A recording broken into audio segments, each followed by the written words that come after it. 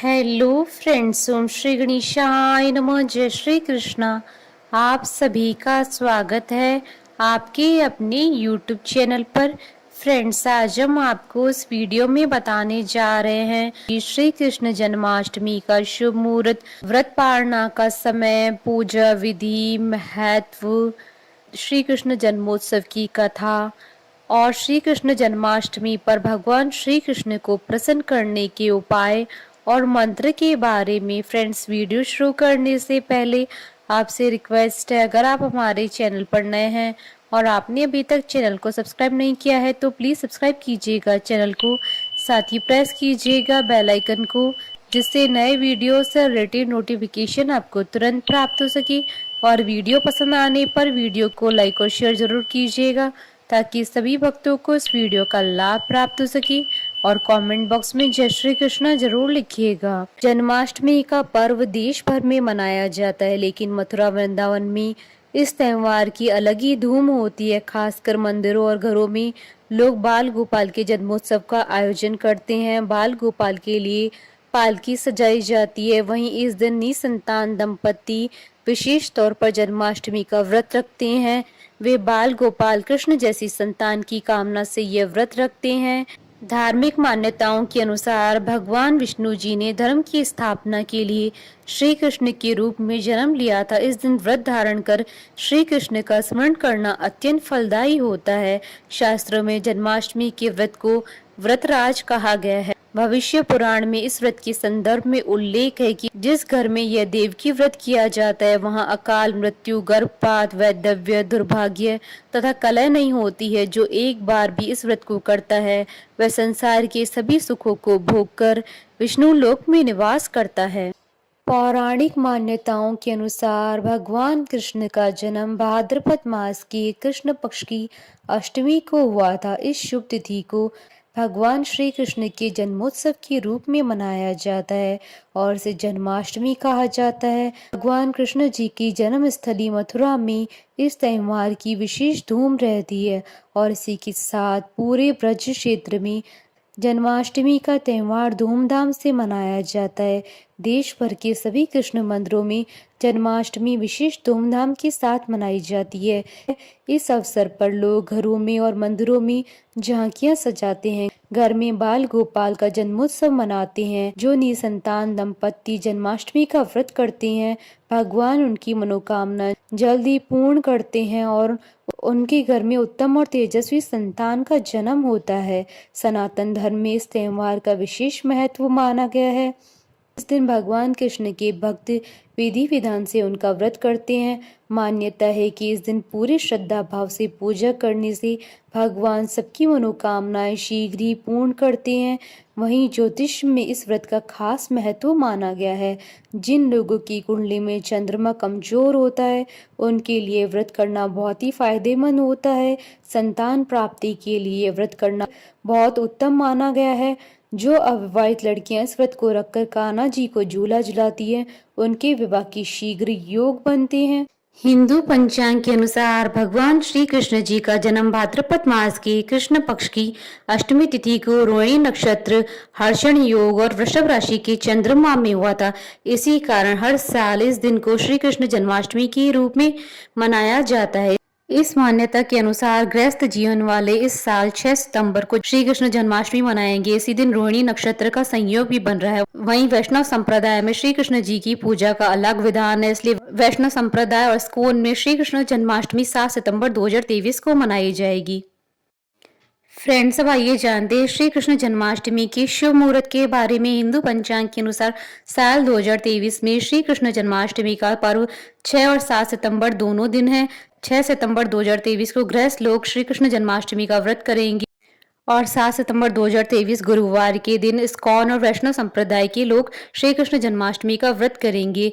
भाद्रपद कृष्ण अष्टमी तिथि ये प्रारंभ होगी 6 सितंबर 2023 को शाम 3:37 पर और भाद्रपद कृष्ण अष्टमी तिथि का समापन होगा 7 सितंबर 2023 को शाम 4:14 पर। रोहिणी नक्षत्र का प्रारंभ होगा 6 सितंबर 2023 को सुबह 9:20 पर और रोहिणी नक्षत्र का समापन होगा 7 सितंबर 2023 को सुबह 10:25 पर।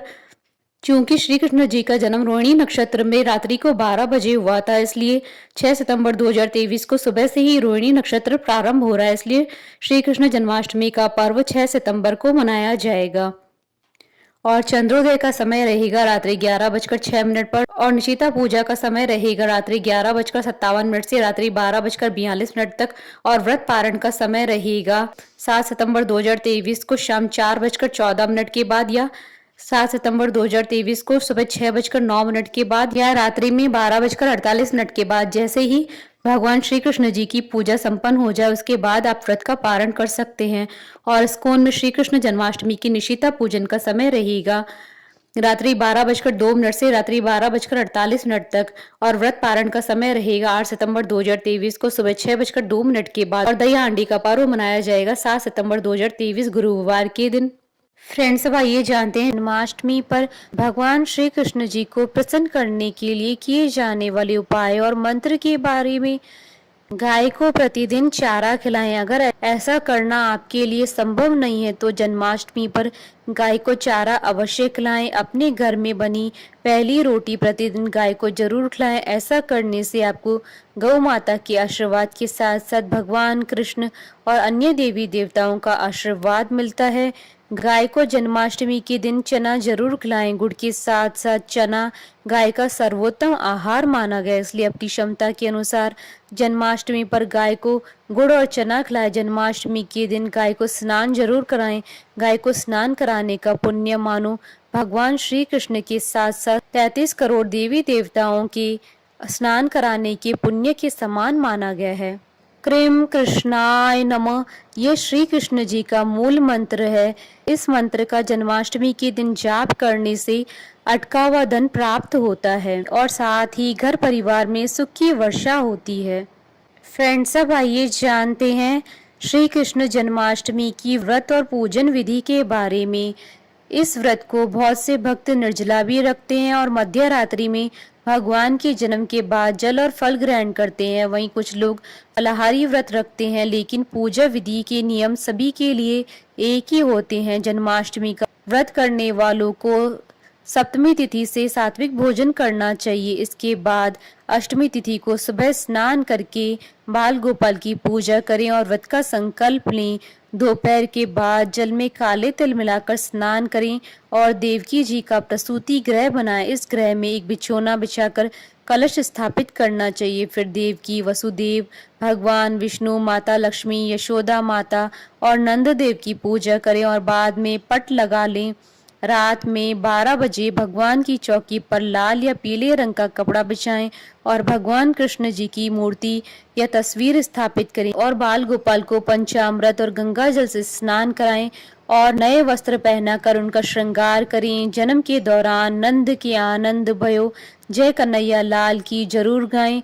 श्रृंगार में बाल गोपाल को पीले रंग की पोशाक पहनाएं, मुकुट पर मोर पंख लगाएं, चंदन की माला पहनाएं और बांसुरी चढ़ाएं। साथ ही भगवान के पास गाय भी रखें। श्रृंगार के बाद भगवान को रोली और अक्षत लगाएं और फिर माखन मिश्री का भोग लगाएं।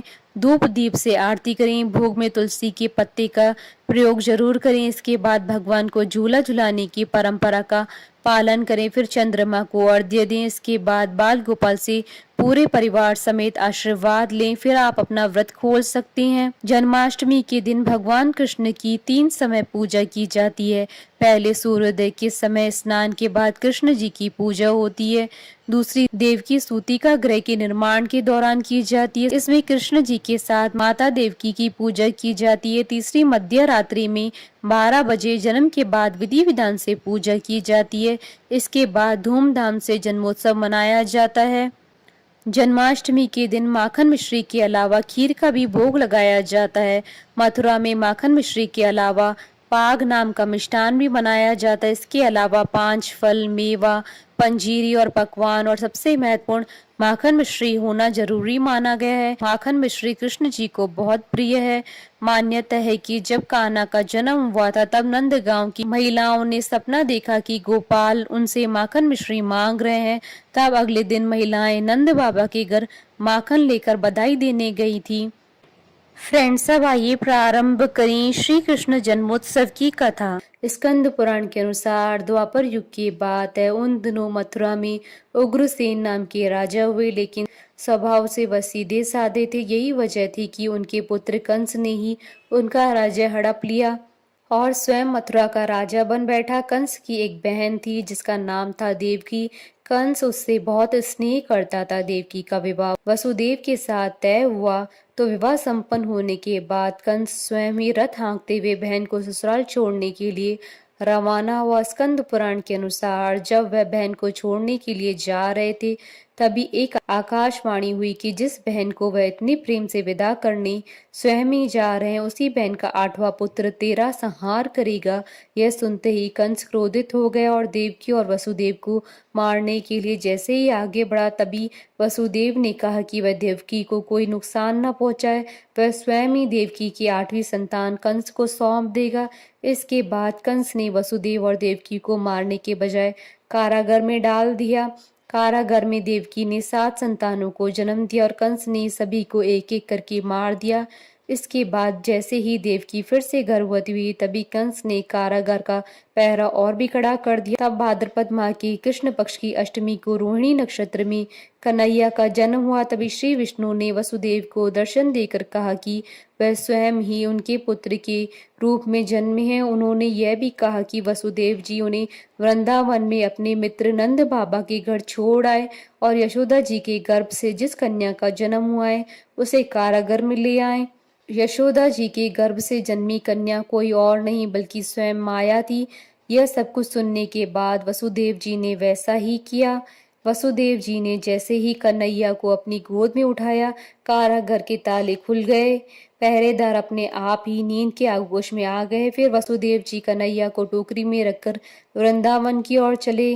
कहते हैं कि उस समय यमुना जी पूरे उफान पर थी। तब वसुदेव जी महाराज ने टोकरी को सिर पर रखा और यमुना जी को पार करके नंद बाबा के घर पहुंची। वहां कन्हैया जी को यशोदा जी के साथ पास रखकर कन्या को लेकर मथुरा वापस लौट आए। स्कंद पुराण के अनुसार जब कंस को देवकी की 8वीं संतान के बारे में पता चला तो वह कारागार पहुंचा। वहां उसने देखा कि 8वीं संतान तो कन्या है, फिर भी वह उसे जमीन पर पटकने ही लगा कि वह माया रूपी कन्या आसमान में पहुंचकर बोली कि रे मूर्ख, मुझे मारने से कुछ नहीं होगा। तेरा काल तो पहले से ही वृंदावन पहुंच चुका है, वह जल्दी ही तेरा अंत करेगा। उसके बाद कंस ने वृंदावन में जन्मे नवजातों का पता लगाया। जब यशोदा जी के लल्ला का पता चला तो उसने मारने के लिए कई प्रयास किए, कई राक्षसों को भी भेजा, लेकिन कोई भी उस बालक का बाल भी बांका नहीं कर पाया। तो कंस को यह एहसास हो गया कि नंद बाबा का बालक ही वसुदेव देवकी की 8वीं संतान है। कृष्ण ने युवावस्था में कंस का अंत किया। इस तरह जो भी ये कथा पढ़ता है या सुनता है उसकी समस्त पापों का नाश हो जाता है। बोलिए भगवान श्री कृष्ण की जय। हमारे साथ इस वीडियो में अंत तक बने रहने के लिए आपका धन्यवाद। ओम श्री गणेशाय नमः। जय श्री कृष्णा।